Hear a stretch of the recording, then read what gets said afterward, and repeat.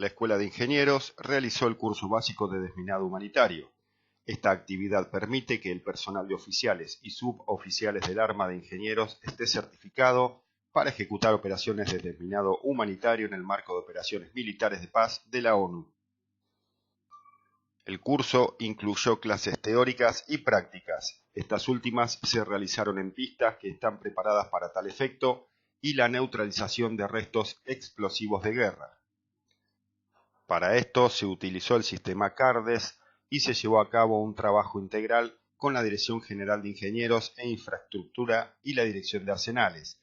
Este sistema garantiza altos niveles de seguridad y protección al personal interviniente en este tipo de tareas. Es de origen nacional y está producido por CITEDEF, cuyos especialistas participaron también de las actividades. Durante el curso se contó con la presencia de 2 instructores del Centro de Desminado del Ejército Colombiano, quienes compartieron sus experiencias en las operaciones de desminado humanitario en su país.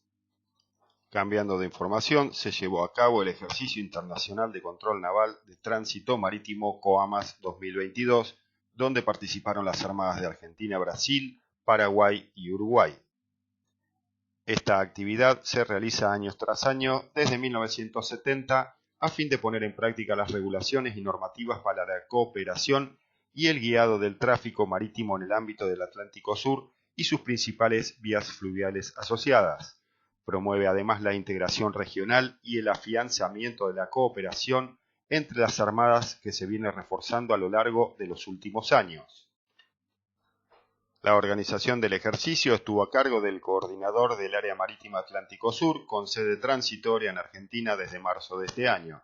En tal carácter fue el responsable de plantear diferentes situaciones ficticias, simulando incidentes que ameritan un accionar combinado y multinacional para la protección del tráfico mercante y pesquero, a fin de evaluar no solo los procedimientos operativos, sino también los sistemas de comunicación y los tiempos de respuesta de las respectivas organizaciones de cada armada involucrada.